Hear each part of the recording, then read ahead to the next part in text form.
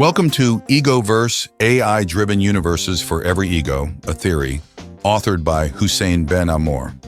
Narration for this audiobook is performed by Brian, a virtual voice powered by 11 Labs.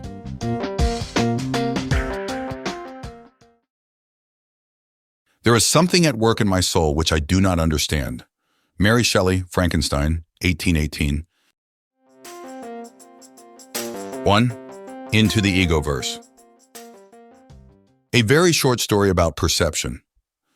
You finally join the crowd and install the app that everyone is talking about. It's been the trending topic of conversation, from social media to radio and TV, despite the rumors of it being addictive and a threat to both social connections and personal privacy. You can't resist giving it a try. When you launch the app, you're faced with a long list of permissions. You pause for a moment, then you go ahead and tap allow. The app greets you with a simple message. Thanks for installing me. You will receive more information soon. With nothing to scroll through, you quickly lose interest and turn to browsing YouTube videos instead. A few hours later, you're pleasantly surprised by notifications from Medium, the blogging platform. It shows you the likes and comments you received on an article you posted ages ago. You engage in a lively debate with your followers, leading to a small but growing fan base. You think finally someone values your opinions.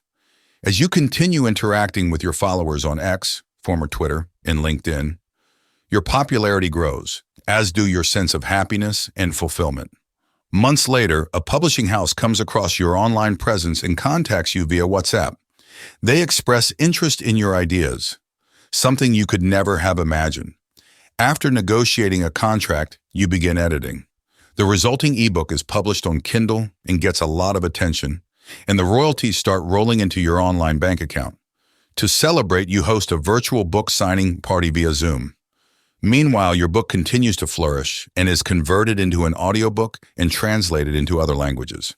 Your reach expands internationally, and you feel like you're living the dream. The spoon. Now, imagine all of this has been orchestrated by a corporation that has acquired various startups specializing in artificial intelligence. The publisher and fans you interacted with were nothing but sophisticated chatbots mimicking human conversation. All the comments, messages, and emails you received were in reality generated by advanced large language models, LLMs, similar to ChatGPT. During the video calls, the bots were outfitted with human-like 3D avatars and equipped with speech synthesizers producing hyper-realistic vocal tones. This network of AI technology results in a virtual Frankenstein, capable of passing the Turing test with ease. You're completely immersed in a world created by the app you once thought insignificant. Although you were aware of this, your mind chooses to overlook it, to instead live in a mirror ball reflecting your deepest needs and desires. This is the Egoverse, a natural evolution of personalization where the ego is at the center of an AI-driven universe. Nothing in the Egoverse is produced for the masses. Everything is created and tailored to the needs of the individual. The 1999 film The Matrix, directed by the Wachowski sisters, presents a similar concept of a simulated reality controlled by advanced AI in a dystopian future. The movie raises thought-provoking ideas around our perception of reality, consciousness, and the impact of technology on society. One of the more notable scenes in the film is when Neo, the protagonist played by Keanu Reeves, interacts with a boy bending a spoon. When the boy tells Neo not to try to bend the spoon, he drops a truth bomb. There is no spoon. What he means is that the physical constraints Neo sees are just illusions generated by the Matrix.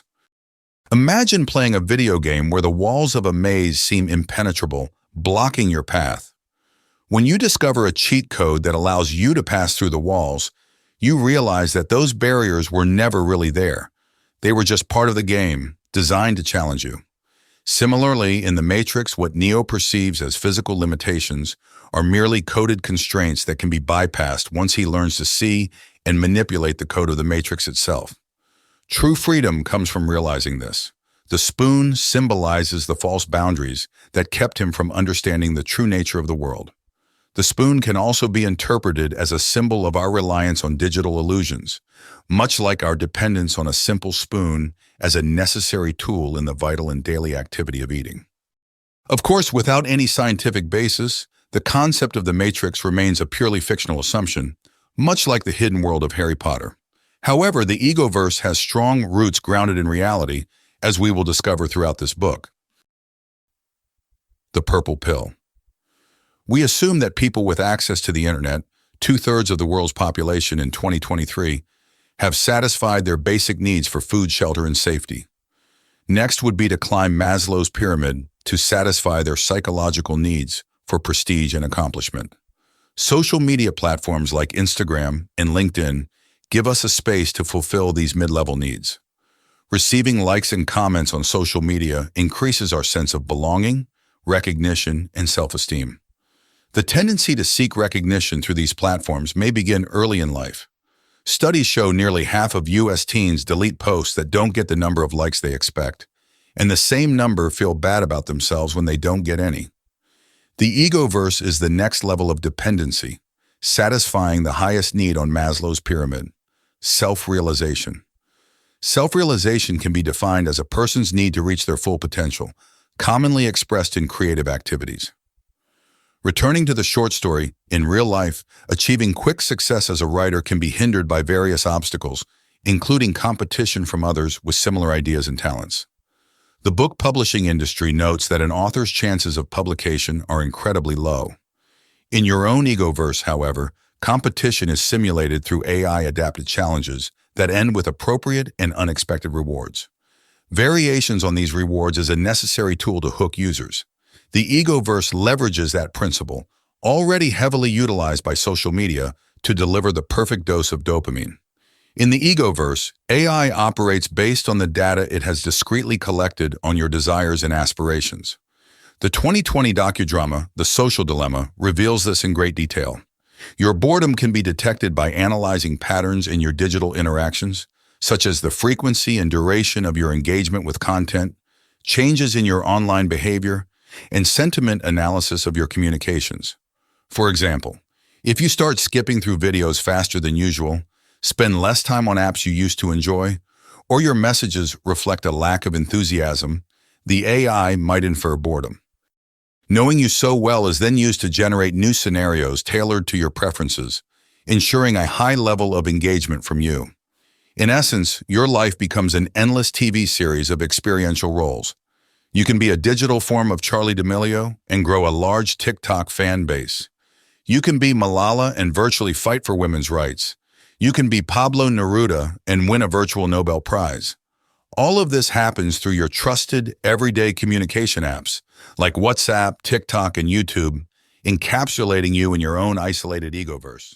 This was an audio excerpt from Egoverse, AI-Driven Universes for Every Ego by Houssein Ben Amor.